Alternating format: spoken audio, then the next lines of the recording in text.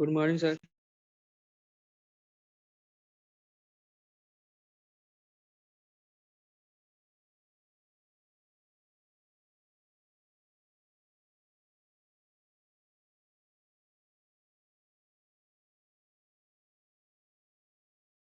Sir exam में कौन कौन सा चैप्टर आएगा sir?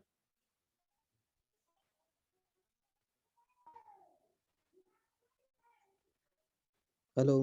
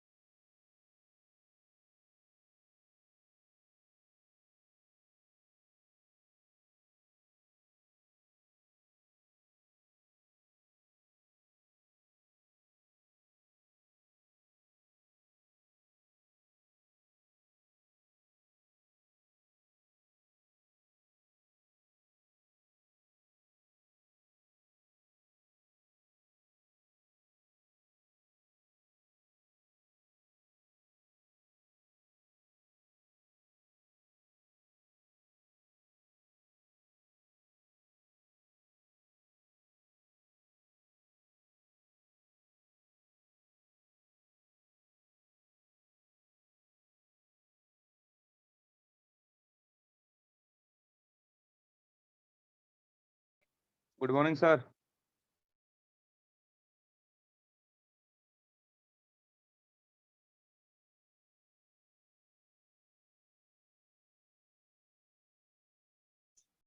Hello. Yes sir. Good morning everyone. Good morning. Good morning sir. Good morning. Good good morning. Morning sir. Morning. Mujahid, क्या question पूछ रहे थे तुम?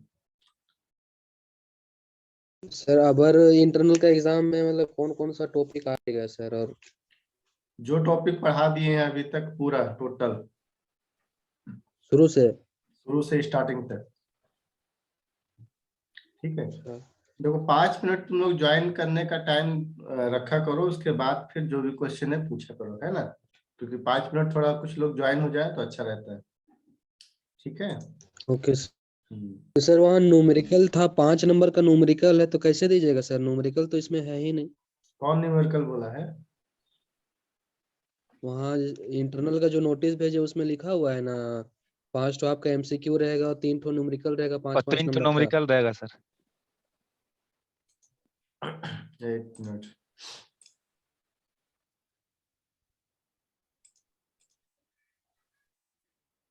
नोटिस में बोल रहे हो? Yes sir. Yes 5 sir. Number का न्यूमेरिकल रहेगा? कौन बोला न्यूमेरिकल रहेगा? हम तो ऐसा नोटिस नहीं देखे कभी।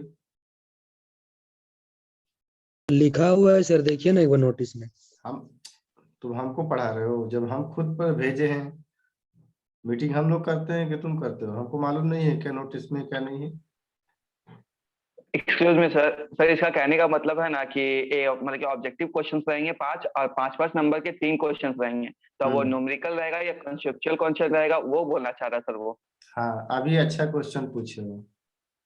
ठीक है, अभी ये यस। तुम्हारा क्वेश्चन अच्छा है। इसमें देखो लिखा है शॉर्ट न्यूमेरिकल प्रॉब्लम और कंसेप्चुअल क्वेश्चन। तो कंसेप्चुअल क्वेश्चन भी हो सकता है, कोई जरूरी थोड़ी ना है कि तुम्हारा इंजीनियरिंग जियोलॉजी है या फिर बीएमसी है या ऐसा कोई सब्जेक्ट है जो थ्योरी पेपर है तो उसमें न्यूमेरिकल कहाँ से आएगा, बोलो। यस सर, वही बात है। क्वेश्चन रहेगा हम्म, या फिर तुम्हारा उसमें एप्लीकेशन ओरिएंटेड क्वेश्चन रहेगा। ठीक है। Okay sir.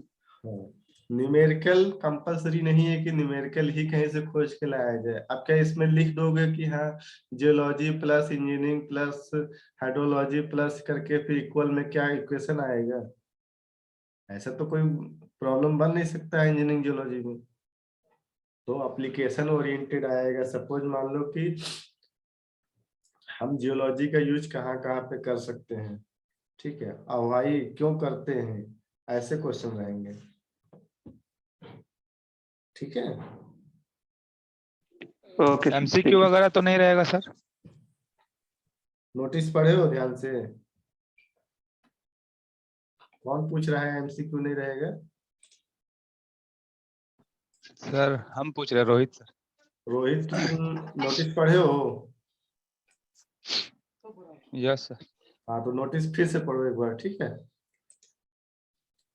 Yes sir. Okay, चलो ठीक है, तो टॉपिक स्टार्ट करते हैं।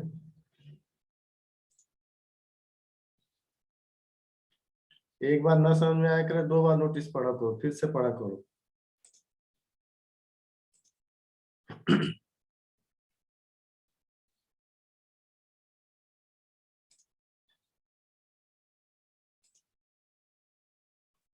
एक मिनट।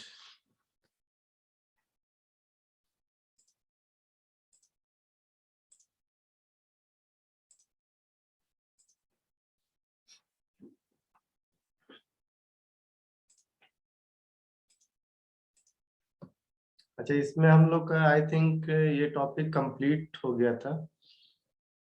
कौन सा है ये टॉपिक? तो दूसरा है, एक मिनट।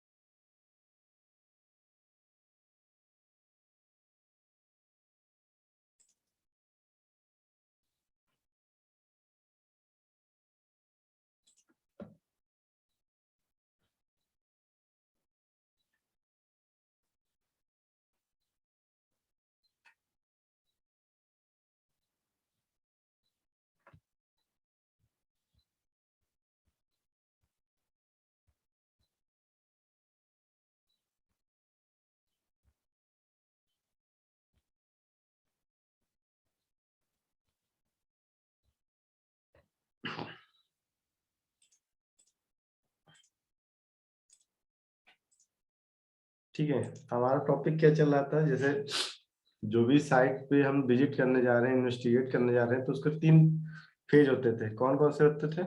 4 फेजेस होते थे। First formulation, data collection, data interpretation, then communication. Okay, so हम लोग फॉर्मुलेशन देख लिए, डेटा कलेक्शन हो गया, ओके, देन डेटा इंटरप्रिटेशन भी हो गया। उसके बाद क्या आता है? कम्युनिकेशन। कम्युनिकेशन एक फाइनल स्टेप है जो हम लोग फील्ड में जाते हैं, ठीक है, जो फील्ड में इन्वेस्टिगेट करने के लिए जाते हैं, ये हमारे कम्युनिकेशन एक फाइनल। कम्युनिकेशन मीन्स ये नहीं होता है केवल कि हम आपस में बात करना, मतलब टॉकिंग करना आपस में, ये नहीं, बात करना ही कोई कम्युनिकेशन नहीं होता है। कम्युनिकेशन मीन्स होता है कि हाँ मैं उस वर्क को डन करने के लिए जा रहा हूँ, स्टार्ट करने के लिए जा रहा हूँ, ठीक है, या फिर इन्वेस्टिगेट करने के लिए जा रहा हूँ। The answer developed by the investigation should be transferred to the user for action। अभी जो भी हमारा इन्वेस्टिगेशन का जो भी हमारा उसका कॉन्सेप्ट निकल के आया या फिर जो भी हमारा आंसर निकल के आया, जो भी हमारा प्रपोज्ड आइडिया निकल के आया, उसको अभी क्या करना है? हमको यूज करना है। यूज करने के लिए देना है, ठीक है। देन क्या है, द यूजर, यूजर क्या कराएगा, individual, company manager, governmental board, court etcetera, मतलब बहुत जगह से होके गुजर के फिर उसके बाद उसको यूज कर सकता है, ठीक है। इंडिविजुअल मतलब क्या है, अभी ये लाइन मैंने पढ़ा है तो कुछ मैंने बताया इसमें भी, ठीक है। तो यहाँ एक वर्ड आता है इंडिविजुअल, इसका मतलब क्या है,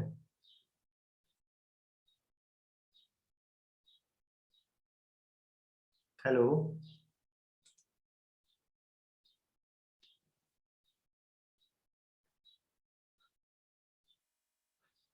सर जैसे कोई पर्सन अगर खुद के लिए अगर बना उना रहा हो तो? हाँ, या खुद के लिए बना रहा है, या फिर किसी एक ही पर्सन से मुझे काम है, सपोज मुझे एक राजमिस्त्री बुलाना है, तो मैं डायरेक्ट उसी से क्या करूंगा, कांटेक्ट करूंगा, कम्युनिकेशन करूंगा। या फिर मैं किसी कंपनी को कॉन्ट्रैक्ट देना चाह रहा हूँ, ठीक है, या फिर किसी कंपनी को कॉन्ट्रैक्ट मिला हुआ है पहले से, या फिर सपोज मान लो कि गवर्नमेंटल बोर्ड है कोई, सपोज PWD हो गया जो रोड कंस्ट्रक्शन के काम आता है, या फिर किसी को हमने क्या दे दिया है, ऑर्डर दे दिया है, ठीक है। तो इस तरह से हमारा कम्युनिकेशन होता है। उसके बाद आता है no single way of communication is appropriate in all cases, मतलब ऐसा नहीं कि डायरेक्ट हम मिस्त्री को ही कांटेक्ट करें, ऐसा कुछ नहीं है कि डायरेक्ट मिस्त्री को ही कांटेक्ट करके ही हमारा काम चल जाएगा, नहीं ऐसा नहीं है। मिस्त्री से कांटेक्ट तो किए हैं, बट हमको जो भी सीमेंट चाहिए, कंक्रीट चाहिए, ब्रिक्स चाहिए, इसके लिए भी तो हमको कम्युनिकेशन करना पड़ेगा कहीं ना कहीं। अगर कोई मेरा बिल्डिंग बना रहे हैं या फिर रोड ही बना रहे हैं, कुछ बना रहे हैं, तो मैं एक पर्सन से कांटेक्ट करके तो काम नहीं चलेगा, है ना। इसलिए बोल रहा है no single way of communication is appropriate in all cases. Then है presentation to the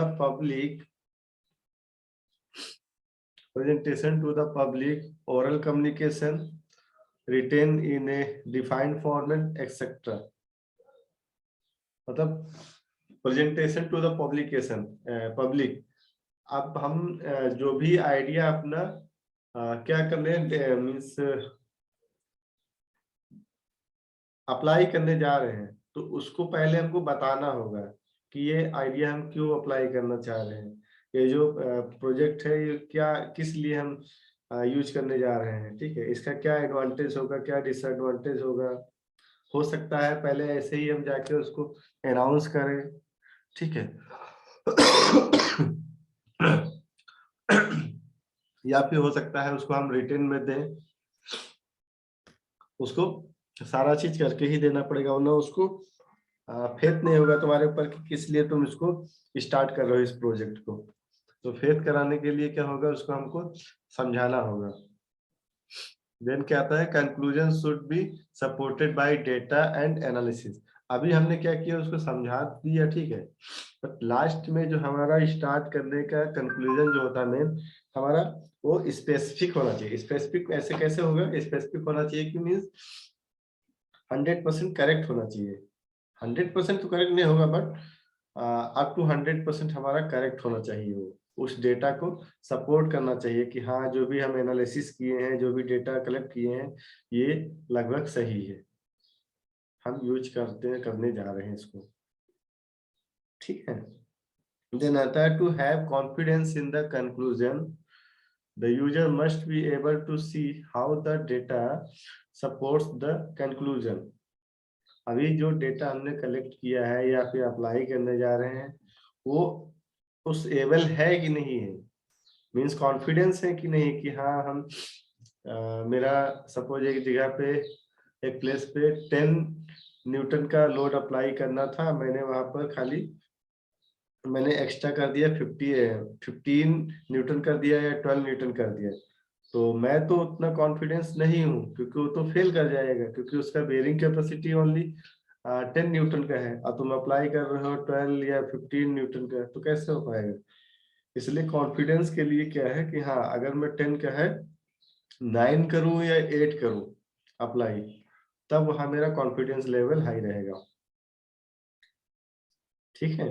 देन क्या है, असिस्ट रीडर और listener in understanding your findings by stating logical consequences of your conclusion. तुम्हारे पास सारे मीन्स जो भी कंक्लूजन है उसका आंसर होना चाहिए कि हाँ ये किस लिए हमने ये कंक्लूजन निकाला, ये पॉइंट हमारा किस लिए आया, उसका सारा का आंसर तुम्हारे पास होना चाहिए। मीन्स जो भी आइडिया अप्लाई करो, जो भी यूज करो, उसका तुम्हारे पास आंसर होना चाहिए, एक स्पेसिफिक रीजन होना चाहिए कि हाँ इसलिए मैं उसको यूज कर रहा हूँ। ओके। देन आता है use pictures, diagrams and other non verbal means of communication. Suppose मान लो कि मैं रोड कंस्ट्रक्शन के लिए ही जा रहा हूँ, तो वहां पर बहुत सारे नोटेशन होते हैं, ठीक है, तो उस नोटेशन को यूज करो।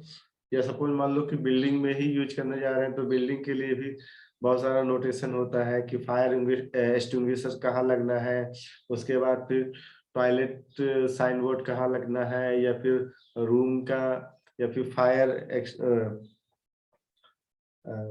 फर्स्ट एड बॉक्स कहाँ लगना है, ये सारा बहुत सारा नोटेशन होता है। बेडरूम कौन सा है, गेस्ट रूम कौन सा है, ऑफिस रूम कौन सा है, एडमिनिस्ट्रेशन कौन सा है, ये सारा चीज नोटेशन होता है, ठीक है। तो ये इस तरह से हम लोग अच्छे से समझा सकते हैं, ठीक है। किसी को प्रॉब्लम है इसमें?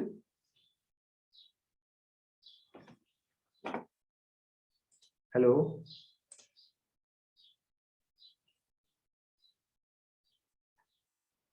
हेलो,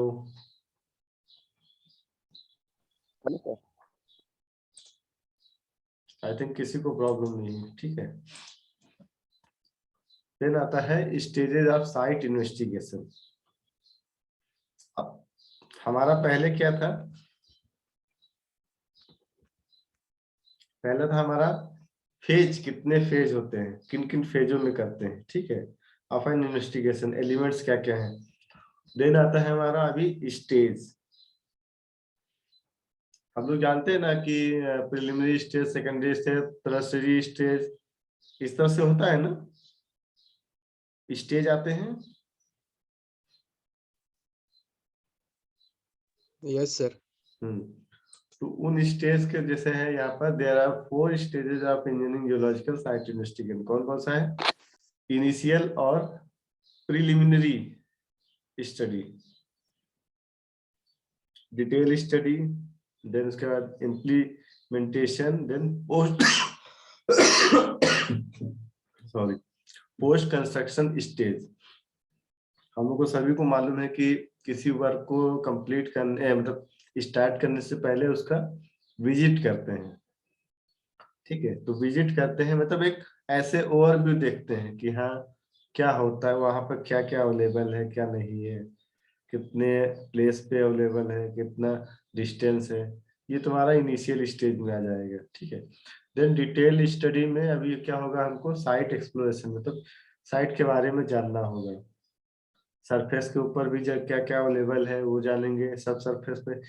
आई थिंक ये सारा चीज हम लोग डिटेल पहले ही बात कर चुके हैं ना। Hello, yes sir. ये पहले ही हम लोग बात कर चुके हैं शायद, इसके बारे में पूरा डिटेल में पढ़ चुके हैं, ठीक है। मैं देख ले रहा हूँ क्या क्या है इसमें। हाँ ये हम लोग पढ़ चुके हैं। हम्म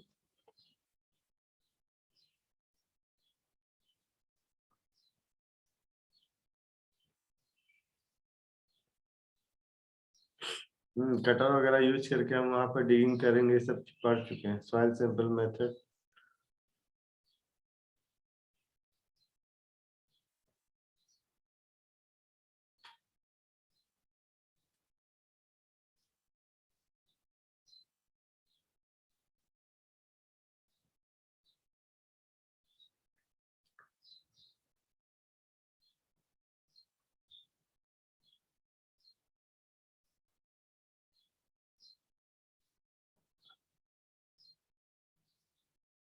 कितना डिटेल में जाने का जरूरत नहीं है अभी।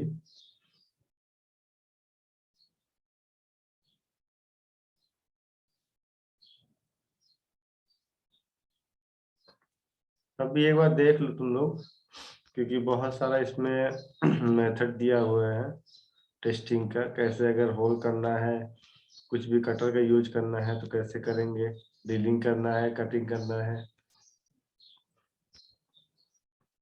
ठीक है, प्रिलिमिनरी और रिकॉनेंस स्टडी, इसमें हम लोग इसको तो देख ही चुके थे। ठीक है, देन साइट एक्सप्लोरेशन में जाओगे तो अगर वहां पर सरफेस के ऊपर अगर तुमको करना है साइट इन्वेस्टिगेशन तो इजीली हो जाएगा, बट जब सब सरफेस में जाओगे मतलब सरफेस के नीचे का बिहेवियर देखोगे कैसा है, उसका कैरेक्टरिस्टिक्स कैसा है और उसका कौन कौन सा क्लासिफिकेशन है, इसके लिए तुमको क्या होगा, सैंपल कलेक्ट करना होगा।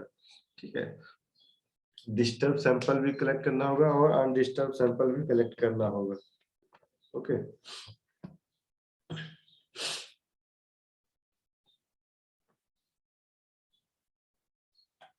अब मेथड ऑफ सब सरफेस एक्सप्लोरेशन बहुत सारा होता है। देखो सबसे पहले क्या, direct method, indirect method. Direct में क्या है, टेस्ट पाई, उसके बाद bore hole and core. Indirect में है जियो फिजिकल टेक्निक्स। अच्छा, हम लोग ये टेस्टिंग क्यों करते हैं, मैं ये फिगर तो दिखा रहा हूँ बट टेस्टिंग क्यों करते हैं मालूम है किसी को, क्यों करेंगे टेस्टिंग?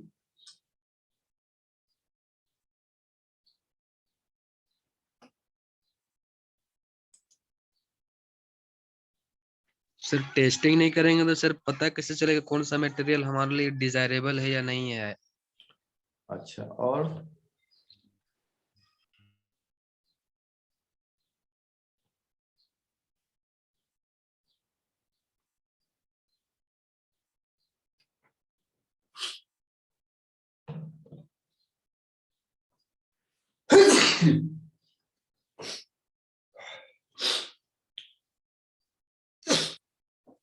सॉरी, हाँ हम लोग इसलिए पता करते हैं कि उस प्लेस पे कौन सा मटेरियल यूज है। अच्छा जवाब दी कि कौन सा मटेरियल यूज है, वो हमारे यूज में है कि नहीं, हम उसको यूज कर सकते हैं कि नहीं, मीन्स उसको रहने दे वहां पर कि उसको हटा दे। अगर रहता भी है तो उसका कैपेसिटी मतलब स्ट्रेंथ कितना है, वो मुझे हार्म तो नहीं पहुंचाएगा। ठीक है, इसीलिए हम लोग क्या करते हैं, एक्सप्लोरेशन करते हैं। ठीक है, सर ये पाइट्स क्या होता है, टेस्ट पाइट्स? पिट्स, पिट्स है, पाइट्स नहीं है, पिट्स है। मतलब इसको खोदाई मतलब क्या कहते हैं, अगर तुम बोर होल करोगे तो पिट्स मतलब होल बनाते हैं। ठीक है, टेस्ट पे होल बनाते हैं, होल में अब मैं क्या करूंगा, उस पर लोड दूंगा। अगर लोड मेरा क्या होगा, अच्छे से बियर कर ले जाएगा। ठीक है, अगर अच्छे से मेरा लोड को बियर कर ले जाएगा वो मटेरियल वहां पे जो अवेलेबल है, तो उसी वही इसीलिए हम लोग टेस्ट पिट बनाते हैं। ठीक है, हेलो, नहीं समझ में आया सर, है नहीं समझ में आया। नहीं समझ में आया? जो भी हम लोग अगर सपोज मान लो कि टेस्ट पिट इसलिए बनाते हैं, किसी प्लेस पे हमको वहां का कैपेसिटी मालूम करना है, बेयरिंग कैपेसिटी मालूम करना है, या फिर वो सैंपल जो वहां पर कलेक्ट करेंगे वो कितना हमारा बेयरिंग कैपेसिटी उसका है, उसको लैब में भी जाके हम लोग इन्वेस्टिगेट कर सकते हैं। ठीक है, तो हमने क्या बोला था, एक होता है डिस्टर्ब और एक होता है अनडिस्टर्ब।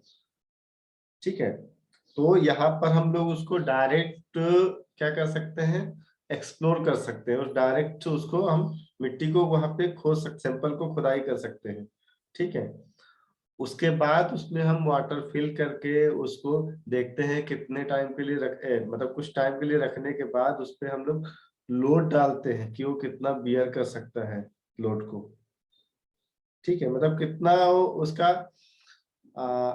मेन होता है बियरिंग कैपेसिटी के लिए, कुछ भी यूज करते हैं तो बियरिंग कैपेसिटी के लिए यूज करते हैं। है समझ में? Yes sir.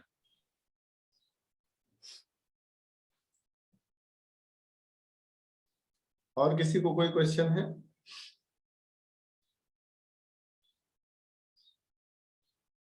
क्योंकि देखो सर जो लोड डालते हैं वो होल पे डालते हैं या होल से जो मिट्टी मतलब मेरा एक्सट्रैक्ट हुआ उस पे डालते हैं?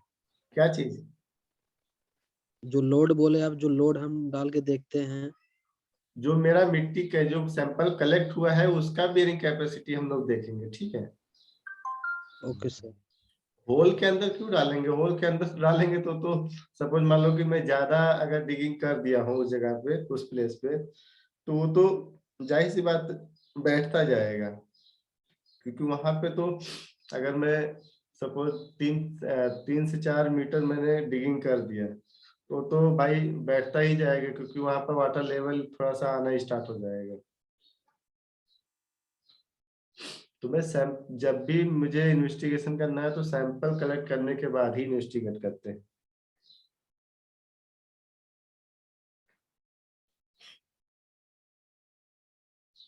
ठीक है।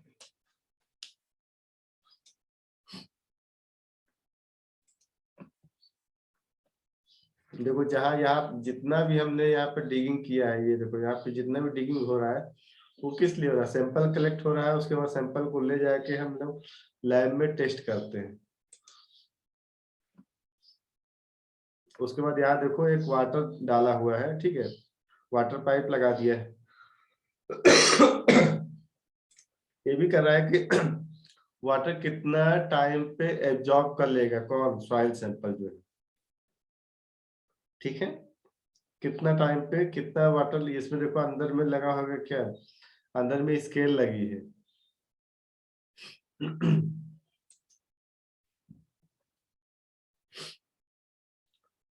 फिर आता है डायरेक्ट सरफेस एक्सप्लोरेशन। डायरेक्ट तो बहुत सारा, मतलब मैं, तुम्हारे पास इंस्ट्रूमेंट डायरेक्ट एक्सप्लोरेशन कर सकते हो, जैसे ड्रिल कर सकते हो, बोरिंग कर सकते हो, या फिर अगर अगर देखे हो, जो लोग कुछ विलेज से होंगे तो उन लोगों ने देखा होगा कि वाटर मतलब सॉइल डिगिंग करने के लिए इसको यूज करते हैं।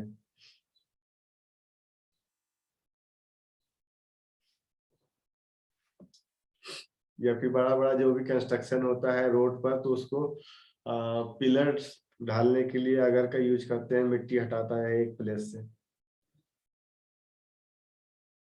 डायरेक्ट लोग जेसीबी देखे हो ना?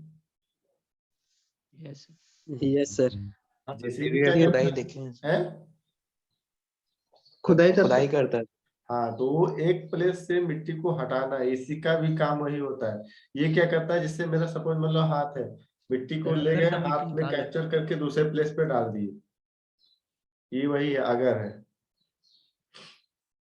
अगर बोरिंग करते हैं, ठीक है। देन होलो स्टेम, अगर ये देखो ये होलो स्टेम है, ये अंदर क्या करता है, इसको फिल कराते रहते हैं, और ये जो राउंड ये बना हुआ है साइड में, राउंड इसका, यही साइड में जो राउंड है ये मिट्टी को बाहर निकाल लाता है। इसी को अगर कहते हैं क्या सर, जो ये लोहा जो होलो पड़ा अगर हुआ है, अगर नहीं बोलते इसको, होलो अगर है ये। अगर तो दूसरा टाइप का होता है कि वो जाता है और एक सपोज मान लो तुम्हारा हाथ है, हाथ को गड्ढे में डाले, मिट्टी उठा के हाथ से लेके चले आए बाहर, वो अगर हुआ। तो ड्रिलर मशीन जैसा। हाँ, ड्रिलर मशीन कह सकते हो। नहीं, ड्रिलर मशीन तो ये हुआ जो ये दिख रहा है, ये होलो है बट वो स्टेम ओनली होगा, तो वो ड्रिलर मशीन होगा। ये तो होलो है, अंदर में पानी डालते रहेंगे अंदर में, और बाहर से मिट्टी हमारा आ सकता है, या फिर अंदर में ऐसे ही रख देते हैं, स्पेस रहेगा थोड़ा सा, उसमें भी मिट्टी भरता जाएगा। ठीक है, देखो यहाँ दो टाइप का है, एक ये होलो रखा हुआ है और एक स्टेम रखा हुआ है।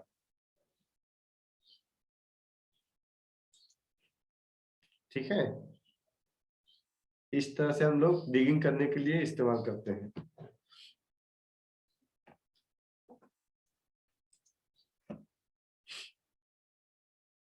ये लोग कटर रखे हुए हैं। अच्छा, कटर का मेन यूज हम लोग कैसे क्या करते हैं? हेलो, गड्ढा करता है। खुदाई सर करने कटर के का यूज हम लोग सर रोड वगैरह लिए खुदाई होता है। करने के लिए भी, और आप बोले थे सर कि स्टोन वगैरह अगर मिलेगा तो उसको काटने के लिए भी। हाँ, उस स्टोन, हाँ सर, नीचे जैसे कि आप बोले थे ना कि जैसे कि नीचे अगर हम लोग अंडरग्राउंड घर बनाएंगे तो हाँ अगर हाँ घर वही मिल जाए तो उसको। टनल टनल जैसे होता है ना, टनल वगैरह बनाने के लिए। Yes sir. हाँ हम लोग उसमें यूज करते हैं, टनलिंग करने के लिए यूज करते हैं।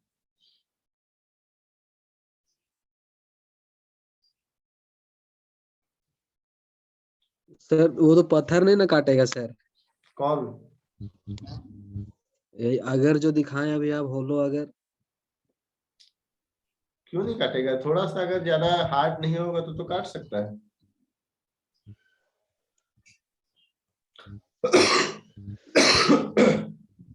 डिफरेंट डिफरेंट मटेरियल्स का होता है ना। अगर मटेरियल अच्छा है तो क्यों नहीं काट सकता है?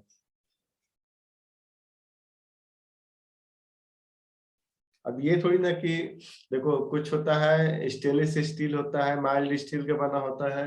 अब तुम सपोज मान लो कि एल्युमिनियम का बना हुआ है और उसको तुम पत्थर काटने लगे तो टूट जाएगा ना। Yes sir. जो तुम ड्रिलिंग मशीन यूज करते हो कभी, तो उसमें देखते हो ना कि हम लोग ड्रिलिंग मशीन को हर प्लेस पे नहीं ना यूज कर सकते हैं एक ही टाइप का ड्रिल को। उसके लिए अलग अलग डिफरेंट डिफरेंट टाइप्स का ड्रिल हम लोग यूज करते हैं, है ना। Yes sir. हम्म।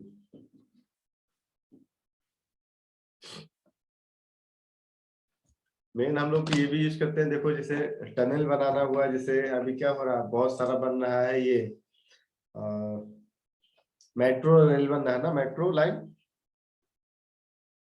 Yes sir. Yes sir. Metro line बन रहा है तो उसमें हम लोग इसी का यूज करते हैं। बहुत बड़ा बड़ा मशीन कटर होता है, सपोज 3-4 फीट का 4 मीटर का 5 मीटर का मतलब ऐसा होता है डाया का। उससे हम लोग कटिंग करते हुए चले जाते हैं, कटिंग करते हैं और उसके बाद फिर साइड साइड में कंक्रीटिंग कर देते हैं ताकि ऊपर का मटेरियल गिरे ना। ठीक है, तो इस तरह से हम लोग सर इसमें तो पाइल का भी काम करता है ना सर? है। इसमें सर ये जो पिलर उलर गाड़ने का सर, हाँ जो हैवी स्ट्रक्चर जब बनाते हैं, जो हाँ गड्ढा हाँ करने का काम करता है, मतलब उसमें भी यही काम करता है ना सर? हाँ, उसमें उसका डाया कम होता है, उसमें डाया कम होता है। उसमें हम लोग बोरवेल का यूज करते हैं, मतलब एक बोरिंग टाइप का कटर आता है उसका यूज करते हैं। कभी देखे नहीं होगे तुम लोग, अरे रोड पे जब भी बनता है पिलर वगैरह,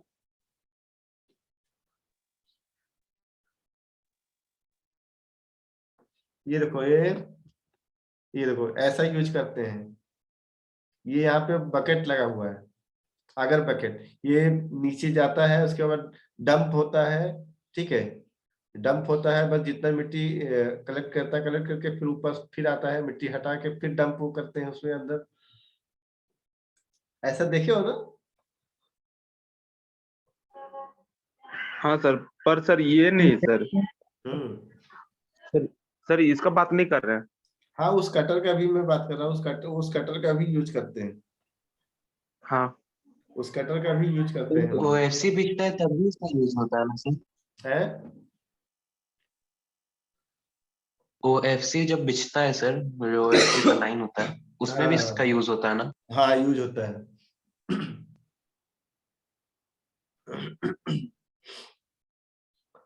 तो इन्हीं सब चीज का यूज करके हम लोग क्या करते हैं, बोरिंग करते हैं। ठीक है, ओके। तो तुम लोग का 5 मिनट शेष है, थोड़ा सा अटेंडेंस बना दो अपना। और किसी का क्वेश्चन है? No sir. ओके ठीक है। अच्छा हाँ, एक बात और बताना मैं भूल गया, स्टार्टिंग में ही बताना था। जो लोग यहाँ पे क्लास नहीं कर रहे हैं, तो कल मीटिंग हुआ है प्रिंसिपल सर के साथ, में भी हो सकता है तुम लोग के गार्जियन से मीटिंग किया जाएगा। प्रिंसिपल सर तुम लोग के गार्जियन से मीटिंग करेंगे। ठीक है, जो भी क्लास वगैरह नहीं करते हैं, मिनिमम 60% चाहिए तुम लोग को इंटरनल में बैठने के लिए। तो हो सकता है नोटिस 1-2 दिन में आ जाएगा अभी। मिनिमम तो सर हम लोग है ना सर? है। हम लोग तो कह रहे हैं मतलब सभी पेरेंट्स के लिए है कि या जो नहीं करता है स्टूडेंट उनके पेरेंट्स के लिए है?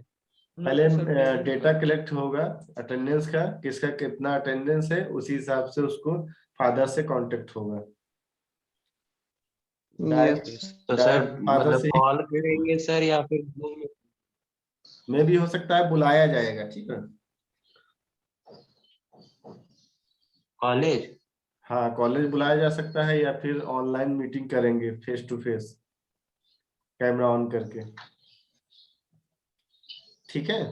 दीजिएगा सर, है QR कोड दिए सर अटेंडेंस का। क्यों, तुमको बहुत जल्दी हो रहा है क्या? QR कोड तो मैं दे ही नहीं। दूंगा, अभी कुछ क्वेश्चन बात हो रही है ना। हाँ सर। तब तुमको अगर जाना है तो जा सकते हो।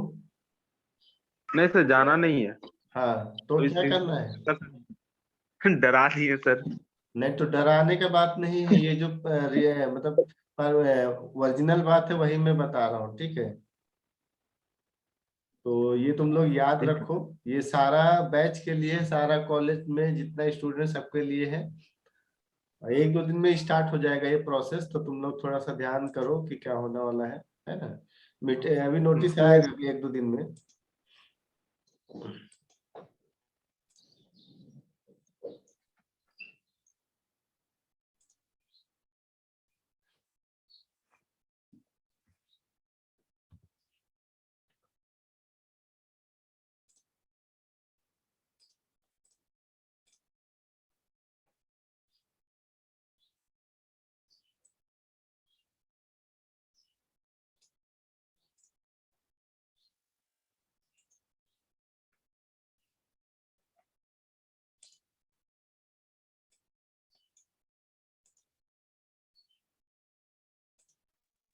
Hello sir.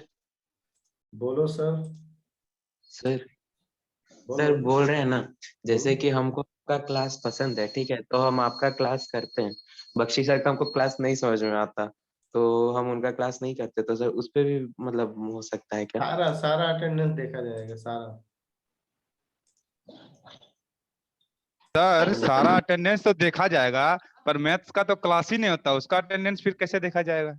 सारे गार्जियन तो ये भी बोलेगा ना कि मैथ्स का क्लास होता नहीं है, तब एग्जाम कैसे ले रहे हैं मैथ्स का?